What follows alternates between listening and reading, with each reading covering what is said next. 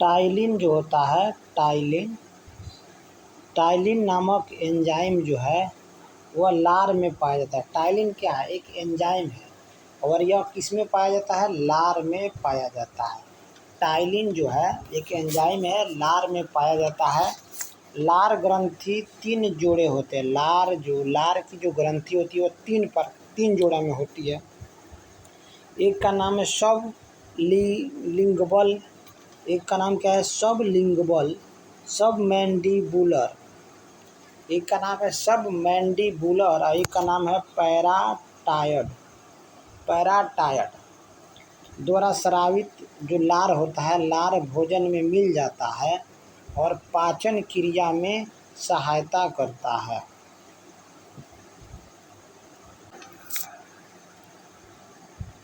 अन्न क्या है? अन्न एक समृद्ध स्रोत है। अन्न जो है किसका स्रोत है? तो स्टार्च का स्रोत है। अन्न क्या है?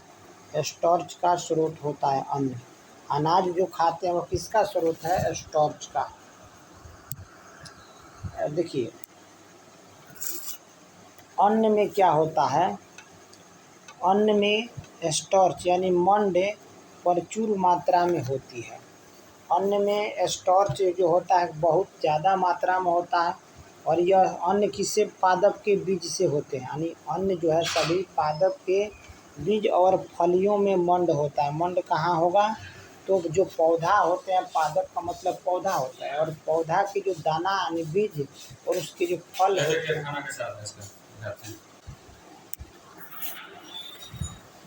अन्न में क्या होगा? अन्न में स्टार्च प्रचुर मात्रा में होता है। ठीक है। और यह अन्न किससे बनते हैं? तो पौधा यानी पादप। देखिए पादप का मतलब पौधा होता है। पौधा के बीजों और फल, पौधा के फल समझते हैं ना, उस फल में क्या होता है? मंड होता है। मंड, और मंड जो है एक इसमें एमाइलोज या एमाइलोपेप्सिन नाम रूप में उपस्थित होता है। मंड में जो होता है ना, एमाइलोज या एमाइलोपेप्सिन नाम से इसमें उपस्थित होता है, के रूप में उपस्थित होता है।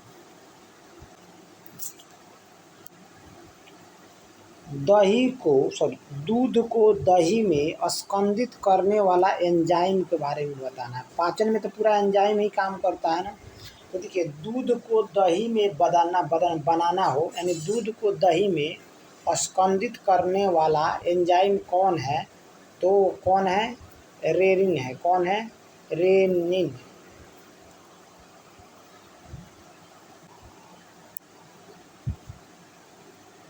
दूध को दही में स्कंदित करने वाला एंजाइम, दूध में एक एंजाइम होता है जो दही में बदलता है, तो वह कौन है? रेनिन।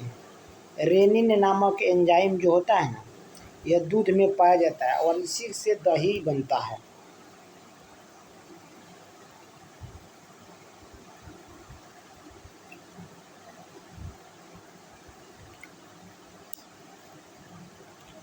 देखिए जठर रस में एक एंजाइम पाया जाता है जिसका नाम है रेनिन। कौन सा? पाचक एंजाइम होता है। जठर रस में कौन सा एंजाइम होता है? पाचक एंजाइम, और उसका नाम है रेनिन, जो दूध के पाचन में सहायक होता है। यह जो जठर रस में से एक एंजाइम निकलता है रेनिन। रेनिन जो है एक एंजाइम है, यह जठर रस से निकलता है। जब आप दूध खाते हैं ना, जो दूध के पाचन में सहायक होता है रेनिन। और रेनिन जो है ना, दूध को दही में स्कंदित करने वाला एंजाइम है। दोनों काम करता है, जठर रस में भी निकलता है जो दूध को पचाता है, और मगर रेनिन जो है दूध को दही में स्कंदित करने वाला एंजाइम है।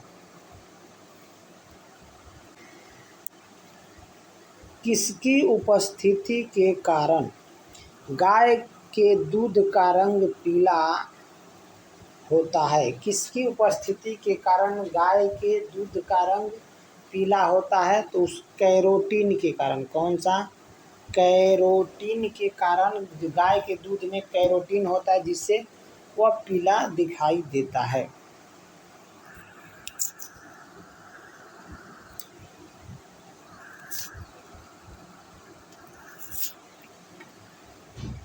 गाय के दूध में क्या होता है? कैरोटीन नामक एक पीला एंजाइम होता है। यानी गाय के दूध पीला क्यों दिखता है, पीला कलर पे? तो उसमें कैरोटीन के कारण दिखता है।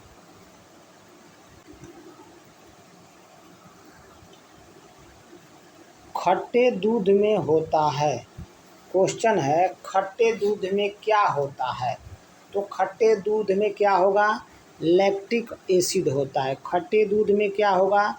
लैक्टिक एसिड होता है। खट्टे दूध में क्या होता है? कौन सा ये अम्ल होता है? तो लैक्टिक अम्ल होता है। देखिए, खट्टे दूध में लैक्टिक एसिड होता है। कौन सा एसिड होता है? Lactic acid.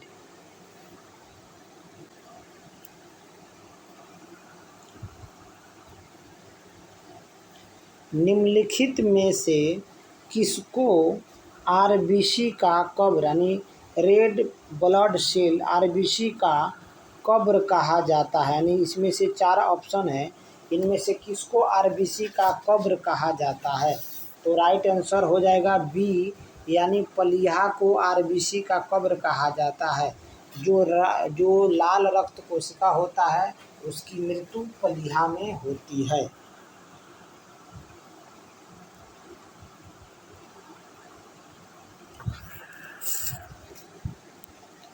देखिए, आरबीसी का कब्रिस्तान पलीहा को कहा जाता है। किससे कहा जाता है? पलीहा को आरबीसी का कब्रिस्तान कहा जाता है।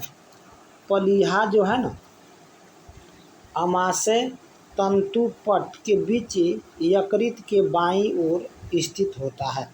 कहने का मतलब ये पलीहा कहाँ अवस्थित होता है? जो शरीर के अंदर आमाशय है तंतुपट के बीच में जो लीवर होता है ना, लीवर, उसी के बाईं की ओर 12 सेमी लंबी आहार नाल देखिए के स्थित लगभग 12 सेमी गहरे लाल रंग की एक सकरी और चपटी लसिका ग्रंथि होती है। क्या होती है?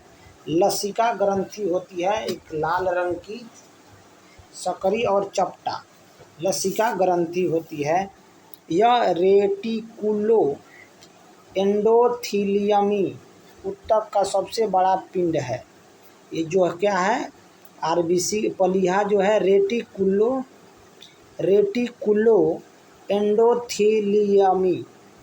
एंडोथीलियमी ऊतक का सबसे बड़ा पिंड है। सबसे बड़ा पिंड है किसका? रेटिकुलो एंडोथीलियमी का। पलीहा जो होता है उसकी सेल होता है कोशिका, रुधिर के टूट फूट और शिथिल रुधिराणुओं तथा निरर्थक हानिकारक रंजक अन्य पदार्थों का भक्षण करके रुधिर की सफाई करता है।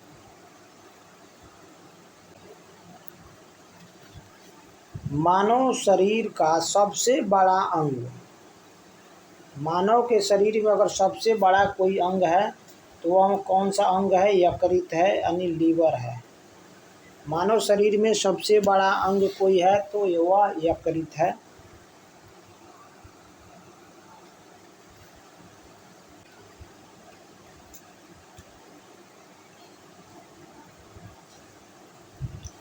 देखिए, मानव शरीर का सबसे बड़ा आंतरिक अंग बात हो रहा है, लीवर है।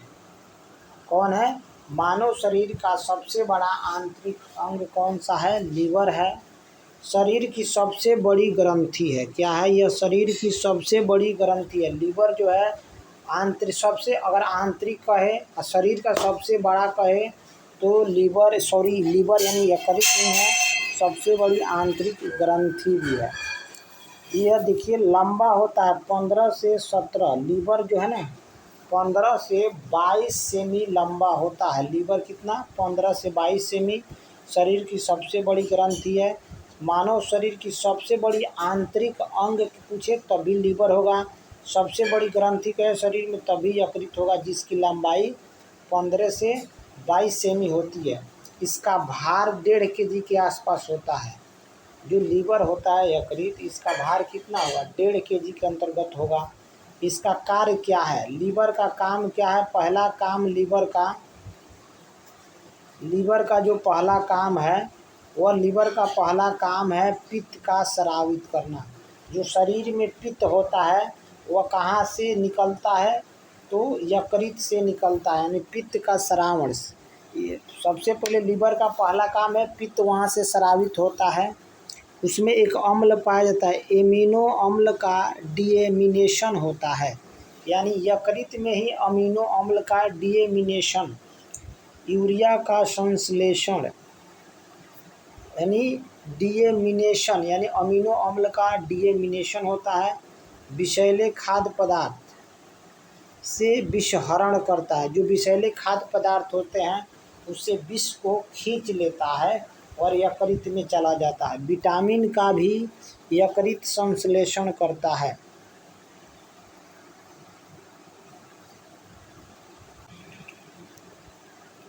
देखिए, अस्थियों एवं दांतों में मौजूदा रासायनिक द्रव्य, यानी हड्डी और दांत में कौन सा मौजूदा रासायनिक द्रव्य होता है? तो कैल्शियम फास्फेट हड्डी और दांतों में पाया जाता है। कैल्शियम फास्फेट हड्डी और दांतों में कौन सा रासायनिक तत्व होता है? तो कैल्शियम फास्फेट।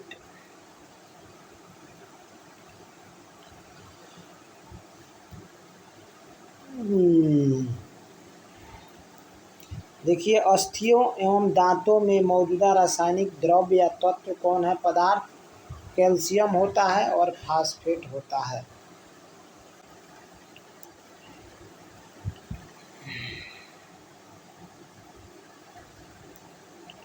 निम्नलिखित में से कौन सा एक भी पाचक एंजाइम का स्रावन नहीं करता? 4 ऑप्शन है, इसमें से कौन जो है पाचक एंजाइम को अपने अंदर से स्रावित नहीं करता है? तो देखिए, नहीं करता है तो देखिए करता कौन है? लार ग्रंथि से भी पाचक एंजाइम निकलता है, अग्नाशय से भी पाचक एंजाइम निकलता है, क्षुद्रांत ग्रंथि से भी, छोटी आंत से भी पाचक माने एंजाइम निकलता है, पाचन या पाचक एंजाइम। यकृत जो है इसी से नहीं निकलता है। क्या है? ये जो आंसर होगा वह यकृत होगा। यकृत जो है लीवर, इसे कोई पचाने वाला एंजाइम शरीर में नहीं निकलता है।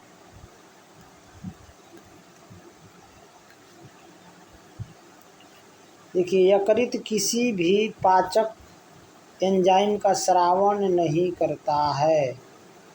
यकृत यानी जो लीवर है किसी भी तरह के पाचन एंजाइम का स्रावन नहीं करता है। सिर्फ पित्त का ये स्रावन करता है। पित्त का स्रावन करता है और यकृत का यह प्रमुख कार्य है। पित्त में पाचन एंजाइम नहीं होते हैं, फिर भी पाचन में संश्लेषण वसा पाचन में महत्वपूर्ण भूमिका निभाता है या निभा लेता है।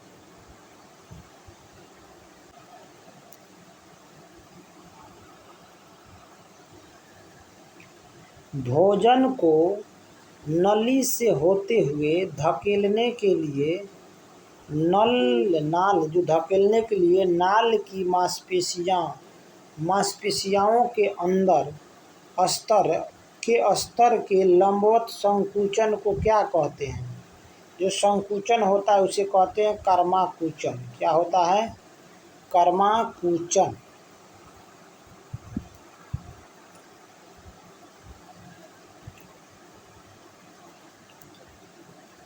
देखिए, भोजन को नली से होते हुए धकेलने के लिए नाल की जो मांसपेशियां होती है, मांसपेशियों के जो अंदर स्तर, मतलब जो स्तर होते हैं, अस्तर के लंबवत संकुचन को कर्माकुचन कहते हैं। मनुष्य में भोजन के पाचन की अधिकांश भाग जो है छोटी आंत में संपन्न होता है। जो मनुष्य होता है उसमें पाचन का सबसे ज़्यादा भाग जो है छोटी आंत में ही संपन्न पचता है। भोजन जो है मनुष्य में सबसे ज़्यादा कहाँ पचता है? मनुष्य के छोटी आंत में। छोटी आंत में ही पचे हुए भोजन को क्या होता है? अवशोषण होता है।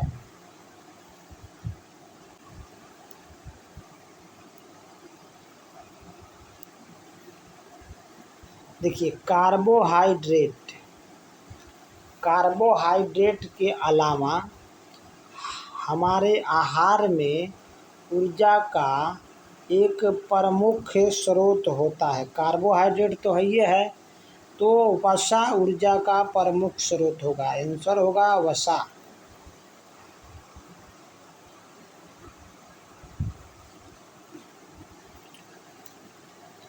देखिए यदि कार्बोहाइड्रेट त्वरित ऊर्जा यानी क्विक एनर्जी बोलते हैं कार्बोहाइड्रेट के लिए प्रयोग होता है, जबकि वो फैक्ट जो वसा जो है ना दीर्घकालीन ऊर्जा की आवश्यकता के लिए प्रयोग होता है।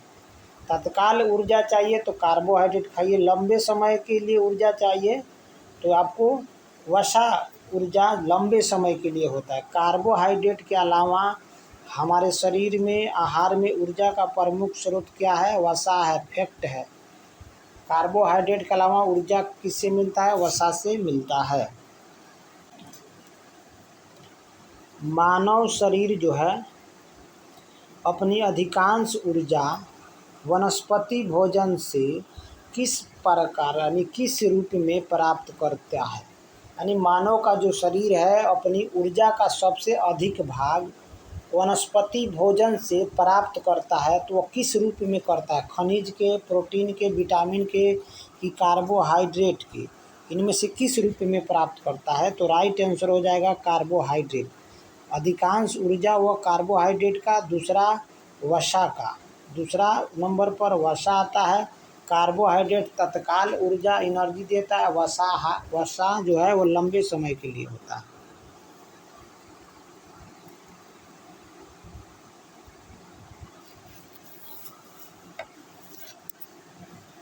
देखिए मानव शरीर जो है ना, मानव शरीर में अधिकांश ऊर्जा हमें किससे मिलता है? कार्बोहाइड्रेट से। मानव शरीर का अधिकांश ऊर्जा का जो स्रोत है कार्बोहाइड्रेट है। मानव शरीर ऊर्जा प्रदान करने के लिए सबसे पहले कार्बोहाइड्रेट मोनोसेकेराइड में टूटता है। देखिए तो शरीर को ऊर्जा प्रदान करने के लिए सबसे पहले अगर कार्बोहाइड्रेट है तो किस में टूटेगा? मोनोसेकेराइड में। किस में? मोनोसेकेराइड में टूटकर तुरंत ऊर्जा प्रदान करता है शरीर को। उसके बाद प्रोटीन टूटता है। सबसे पहले कार्बोहाइड्रेट टूटेगा, उसके बाद प्रोटीन टूटता है और सबसे अंत में वसा टूटता है। सबसे अंत में कौन किसका विखंडन होता है? वसा का। खनिज जो है ना हमारे शरीर के लिए उपचायिक क्रिया के काम करता है। माने खनिज का काम क्या है? हमारे शरीर में विभिन्न उपचायक क्रियाओं में भाग लेता है। प्रोटीन जो है शरीर के विकास के लिए आवश्यक है। प्रोटीन किसके विकास के लिए आवश्यक है? और विटामिन जो है शरीर की उपापचय क्रिया प्रतिरक्षा तंत्र के लिए आवश्यक है। तो विटामिन जो है उपापचय क्रिया और प्रतिरक्षा के लिए, प्रोटीन शरीर के विकास के लिए, खनिज शरीर में उपापचय क्रियाओं के लिए, ठीक है। और सबसे पहले कार्बोहाइड्रेट, उसके बाद प्रोटीन, उसके बाद वसा टूटता है शरीर में। हमारे शरीर में ऊर्जा निम्न में से कौन देता है? जो हमारा शरीर है, शरीर में ऊर्जा निम्न में से 4 ऑप्शन है, इनमें से कौन ऊर्जा देता है? तो देखिए ऊर्जा का काम कार्बोहाइड्रेट ही करता है। कार्बोहाइड्रेट से हमें ऊर्जा मिलता है।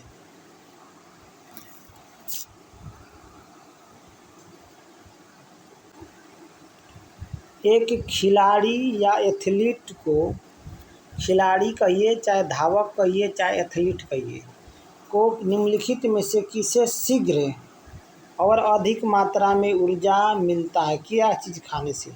कार्बोहाइड्रेट खाने से किसी भी खिलाड़ी को, धावक को तुरंत ऊर्जा मिल जाता है।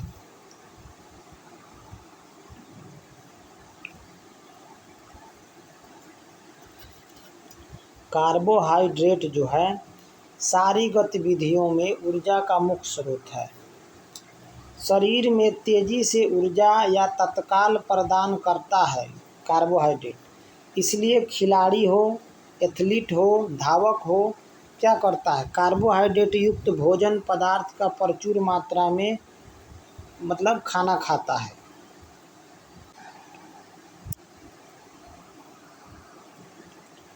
देखिए दूध में कौन सा प्रोटीन शर्करा युक्त होता है। दूध में कौन सा प्रोटीन और शर्करा होगा, तो दूध में आपको क्या होगा, केसिन होगा और लैक्टोज होना चाहिए। तो कह रहा है कि दूध में कौन सा प्रोटीन और शर्करा होता है, युग्म में बताना है, मतलब शर्करा भी होगा। तो देखिए वहीं बोले हैं केसिन और लैक्टोज। केसिन क्या है, प्रोटीन है, लैक्टोज क्या है, शर्करा है। दूध में शर्करा 4.9% या 5% पाया जाता है। तो दूध में प्रोटीन, केसिन, शर्करा, लैक्टोज।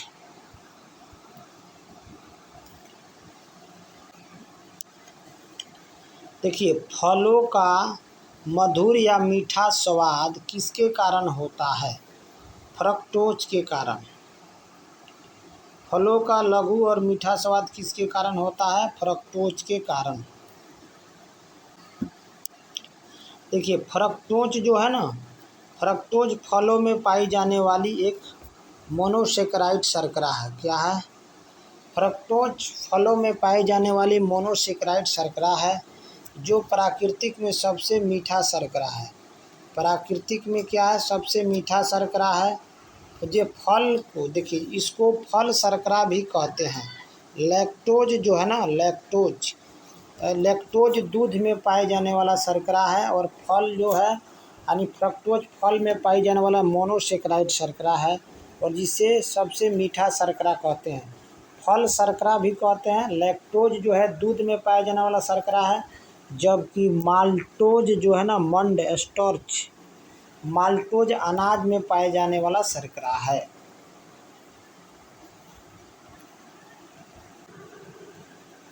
निम्नलिखित में से सबसे मीठा शर्करा कौन है। निम्नलिखित में से सबसे मीठा शर्करा कौन है, फ्रक्टोज है। निम्नलिखित में से सबसे मीठा शर्करा कौन है, फ्रक्टोज है। निम्नलिखित में से सबसे मीठा शर्करा फ्रक्टोज है।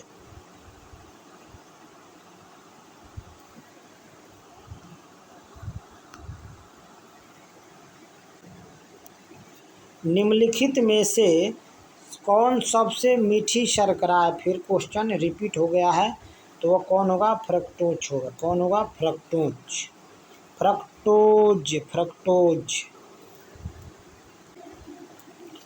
निम्नलिखित में से किसका संश्लेषण यकृत द्वारा किया जाता है। तो विटामिन ए का जो लीवर है, विटामिन ए कहाँ संश्लेषित होता है, लीवर में।